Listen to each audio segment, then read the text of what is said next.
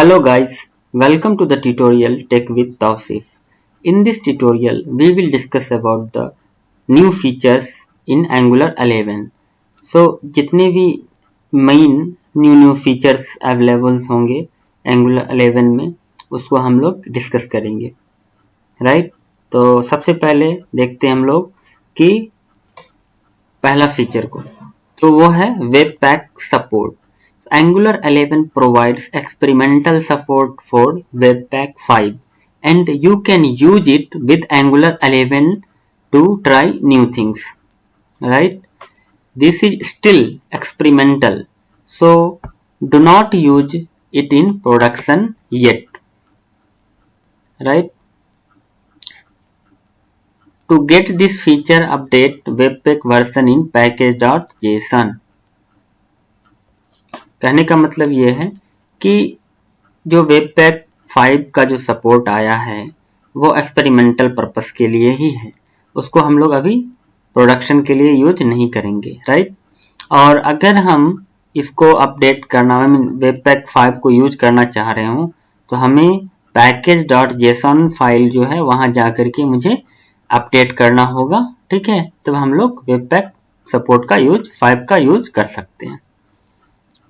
दूसरा देखते हैं नेक्स्ट हम लोग hot module replacement HMR.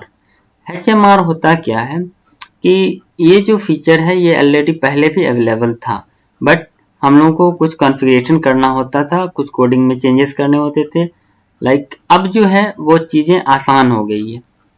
HMR is not entirely new things to Angular and developers were able to use it with previous version as well, right? HMR is a mechanism that allows modules to be replaced without a full browser refresh. कहने का मतलब ये है कि जब कभी भी हम लोग कोई भी चेंजेस करते हैं अपने प्रोग्राम में, एंगुलर एप्लीकेशन में, और कंट्रोल S करते हैं या सेव करते हैं तो रिलोड होता है, ब्राउजर रिलोड होता है. तो इच टाइम वो क्या होता है, टाइम ज़्यादा लेता है, टाइम कंज्यूम होगा. तो उससे बचने के लिए जब हम लोग HMR का यूज करते हैं तो HMR में जो है वो पूरा पेज लोड नहीं होता, वो उसमें इंजेक्ट कर देता है, इंसर्ट कर देता है जो भी चेंजेस होता है बिना रिलोड किए हुए. उसके लिए हम लोग को कमांड क्या देना होगा, ng-serve -HMR, राइट? आगे हम लोग देखते हैं नेक्स्ट टाइपस्क्रिप्ट 4.0 सपोर्ट. अब जो Angular 11 आ रहा है, जो हम लोग यूज कर रहे हैं, ठीक है, Angular 11 को, उसमें सपोर्ट क्या करता है, टाइपस्क्रिप्ट 4.0, ठीक है. Main intention behind this upgrade is to speed up the builds. Mainly performance पे ध्यान दिया गया है, स्पीड को इम्प्रूव किया गया है. ESLint updates. अब लिंटिंग होता क्या है? लिंटिंग बेसिकली जब भी हम प्रोग्राम लिखते हैं तो उसमें जो भी स्टाइल फॉर्मेटिंग हो गया या फिर सिंटैक्टिकल एरर हो गया, ठीक है, और वो करेक्ट वे में लिखा हुआ है कि नहीं, तो उसको हम लोग जो है लिंटिंग टूल के थ्रू जो है चेक होता है वो चीजें, ठीक है. बेस्ट प्रैक्टिस हम लोग यूज कर रहे हैं कि नहीं प्रोग्रामिंग करने के टाइम में, तो उसको हम लोग लिंटिंग कहेंगे. तो लिंटिंग जो पहले जो यूज होता था वो TSLint यूज होता था, राइट? लेकिन अब जो यूज करेंगे Angular 11 में वो ESLint यूज करेंगे. तो TSLint was one of the most popular linting tools among developers for a long period of time, but it was recently deprecated and duties were handled to ESLint.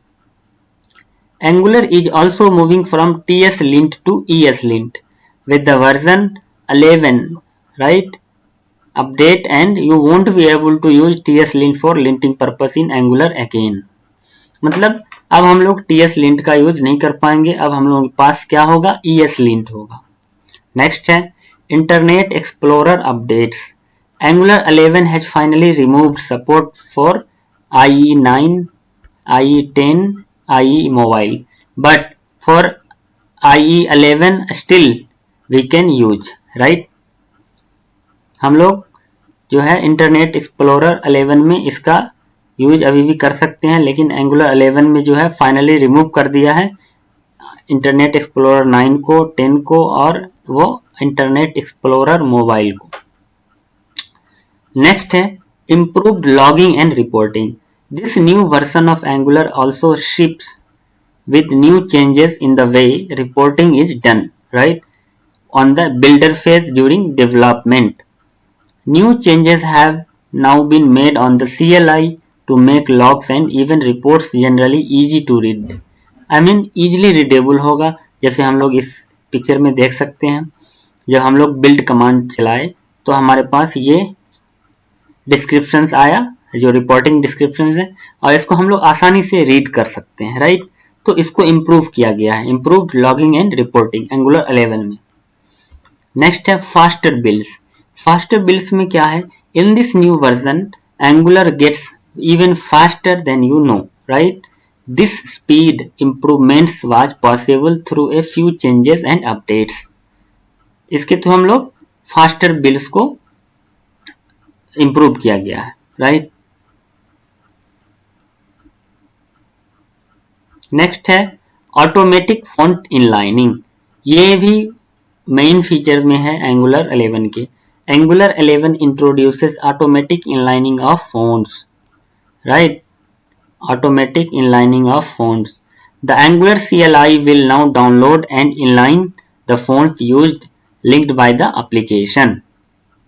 As you run ngserve command, Angular will now download and inline fonts that are used or linked in your project so that everything loads up even faster, right? Next देखते हैं हम लोग updated language service preview. ये भी एक main feature है। The language service Angular used before now to provide tools that help make building with Angular fun was based on the Vue engine. Angular 11 provides a new and more powerful IVY-based language service. ठीक है, IVY-based language service. This gives you the best Angular experience hands down, and it will be able to infer generic types inside your templates just as a TypeScript compiler.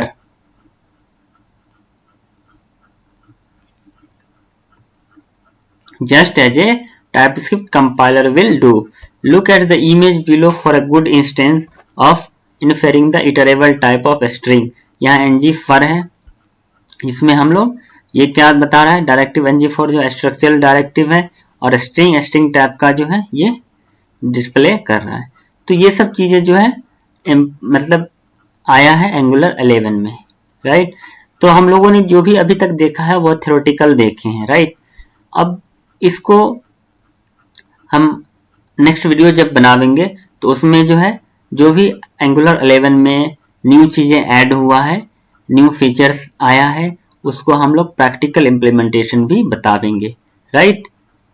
तो ये हमारा main feature सब था, और next video जब बनावेंगे तो वहां हम लोग और भी अच्छे से डिटेल्स देखेंगे। So thank you guys for watching the video. Please like, subscribe and share the video.